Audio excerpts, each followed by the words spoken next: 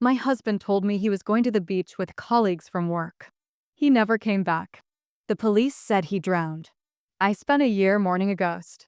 Then I moved across the world to escape my own grief, and I walked into a boardroom and saw him alive.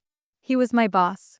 Before we continue, please subscribe to the channel and let me know where you're listening from in the comments. My name is Zoe. My life was normal in the best way. I had a husband, David, who could sell sunshine on a rainy day. We had two beautiful kids, a mortgage, and a calendar full of Little League games and school plays. I thought I knew my story.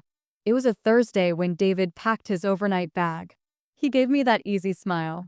Just a team building thing, Zoe. Beach house with the sales guys. We'll be back Sunday night. He kissed the kids, kissed me, and that was the last time I saw him. Sunday night came. He didn't come back. His phone went straight to voicemail. By Monday morning, a cold fear had settled in my stomach. I called his office. His boss was confused. Team building? Zoe, we didn't have anything scheduled. David took his personal days. The floor fell out from under me. Personal days? For what? The police came to my door on Tuesday. Two officers, their hats in their hands. They asked me to sit down. They found his car parked near a known, rough beach an hour up the coast. His wallet, his phone, his wedding ring were in a neat pile on a rock. His shoes were beside it. The surf was violent that weekend. They said he must have gone for a swim and been pulled out by a rip current. They said the chances of finding the body were very low. They used words like presumed drowned and tragic accident. I heard a high-pitched scream in my head, but my body was silent. I just nodded. My children were in the next room watching cartoons. How do you tell them Daddy is never coming home? The funeral was a nightmare with an empty casket. People hugged me and said awful, kind things. He loved you so much. What a wonderful father. I wore black and felt like I was made of glass. Every look of pity was a crack. Then the real struggle began. The life insurance was a fight. Without a body, the company dragged their feet for months. The bills piled up. I had to go back to my old admin job part-time, juggling childcare with a grief so heavy I could barely breathe. Friends brought casseroles and sad smiles. The whole town knew me as poor Zoe, the young widow. I started to hate leaving the house. I felt like a professional mourner, a walking tragedy. My son, Jake, started getting into fights at school. My daughter, Lily, stopped talking about her dad. She would just draw pictures of our family with a tall, faceless stick figure. That silence was worse than any cry. One day, a year after the accident, I was at the grocery store. The cashier, a woman I'd known for years, touched my hand. "How are you holding up, honey?" she asked, her eyes soft with a sadness that wasn't hers to carry. In that moment, I broke. Not in tears, but in spirit. I couldn't be holding up anymore.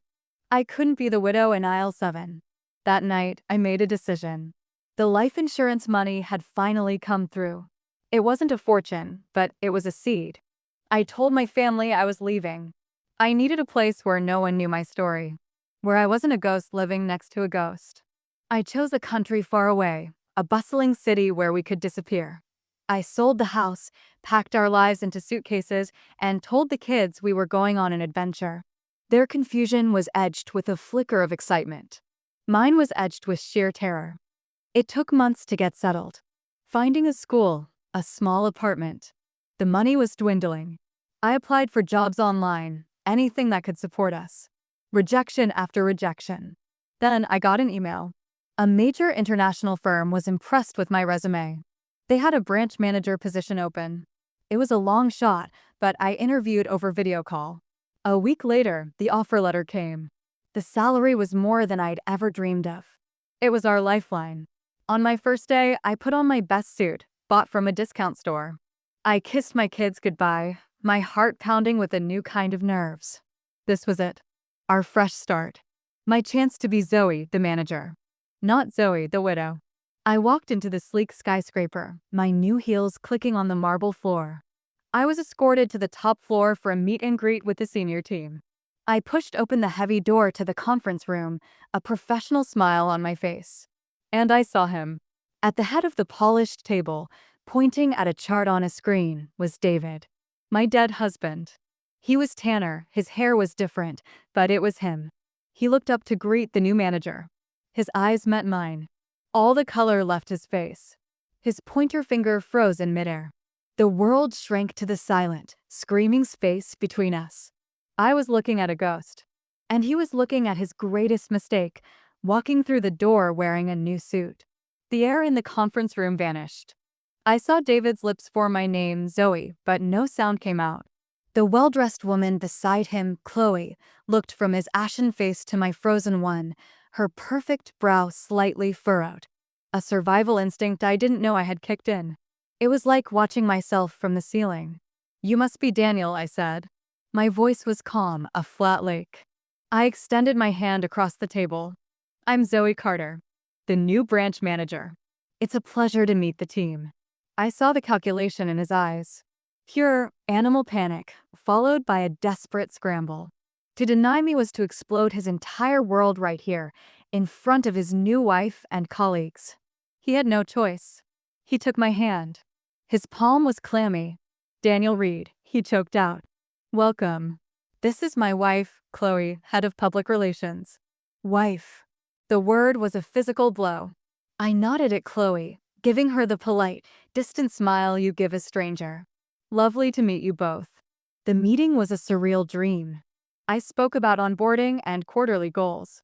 I asked questions about client portfolios, all while my heart was a wild drum against my ribs. Daniel stumbled over his words.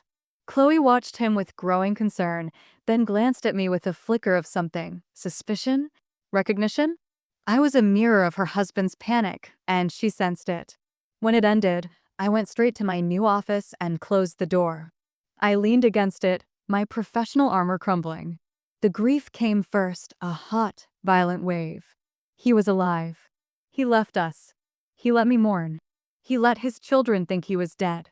The pain was so sharp it bent me double. But then, a colder wave followed. It washed the tears right away. Rage.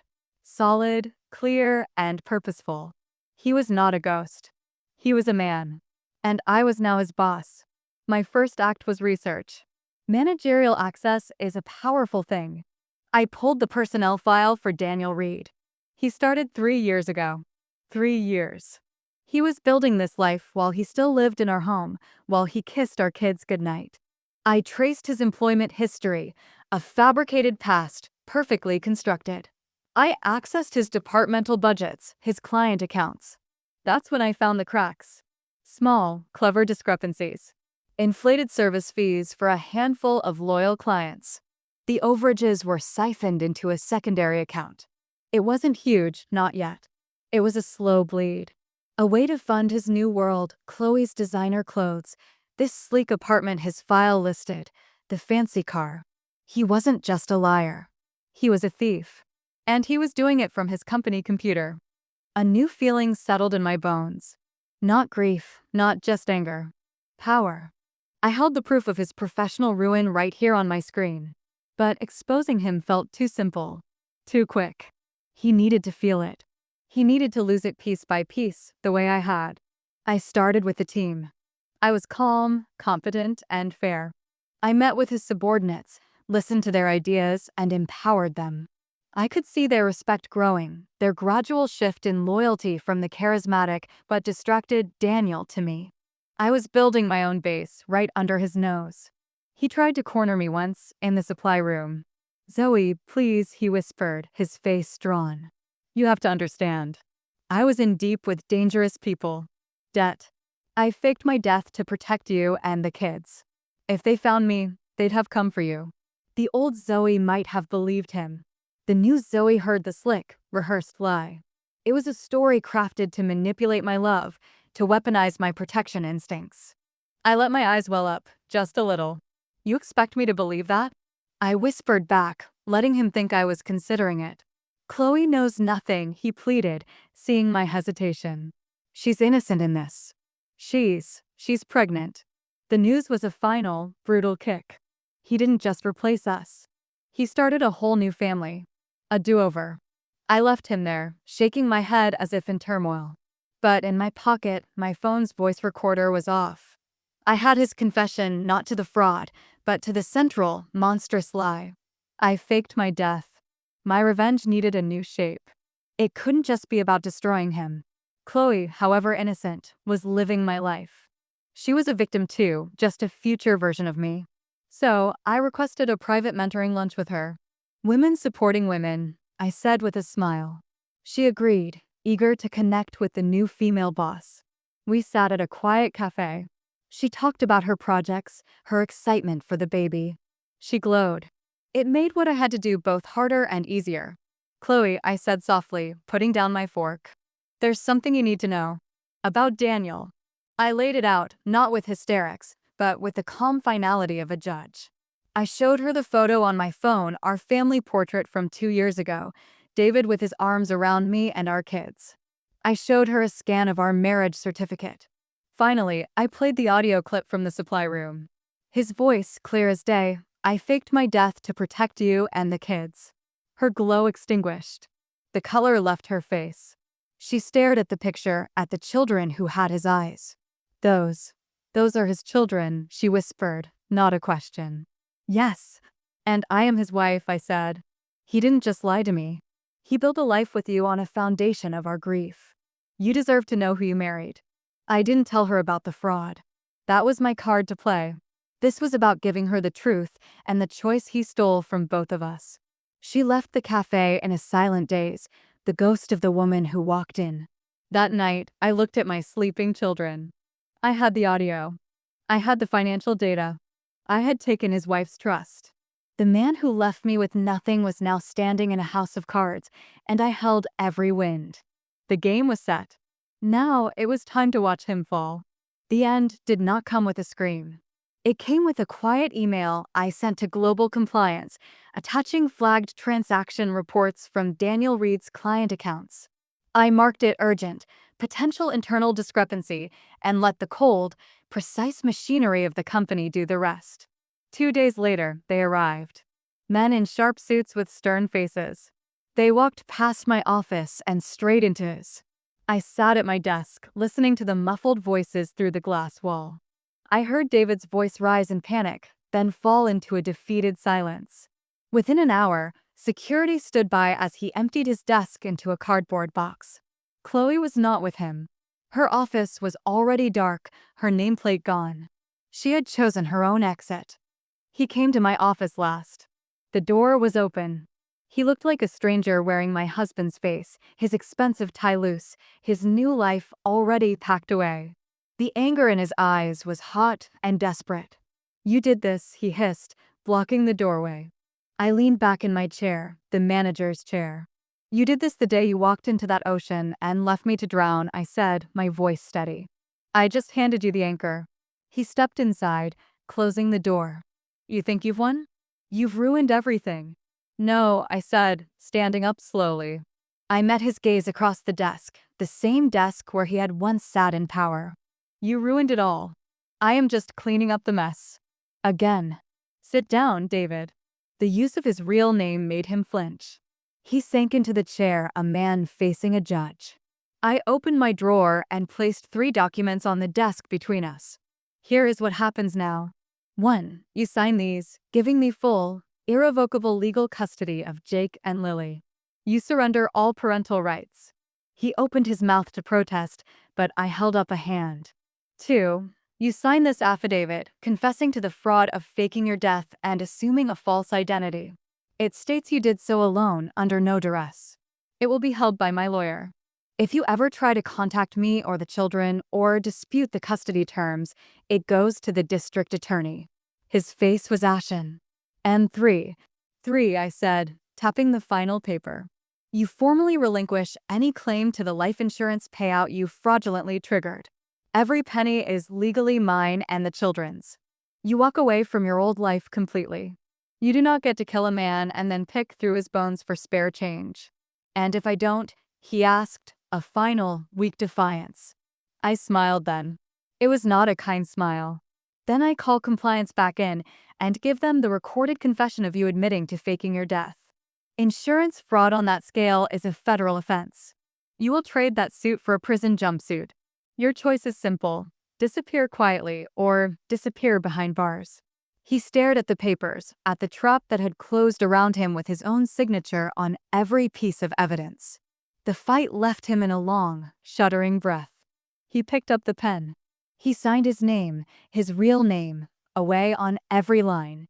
The silence was broken only by the scratch of the pen. When he finished, he stood up. He did not look at me again. He just walked out, carrying the box of his broken lies, a ghost for the second time. This time, I felt no grief. Only a vast, quiet emptiness, like after a storm has passed. The final scene is not in that office. It is months later, in a sun-filled living room in a new house. The promotion letter from headquarters is framed on the wall, but it's not the thing I look at. I look at Jake, helping Lily with her homework. Their laughter is not a memory. It is real, present, and unhaunted. I rebuilt a life. Not from the ashes of the one he burned down, but from new, stronger materials I found within myself. He tried to bury me with his lie. He didn't know he was planting a seed. The best revenge was never about making him pay. It was about becoming so powerful that the price he paid simply did not matter to me anymore. My story is not about a dead husband. It is about a woman who was reborn. Thanks for listening to the end of my story. If you felt the strength in turning betrayal into a new beginning, don't forget to like and subscribe to the channel for more stories where the broken find their power.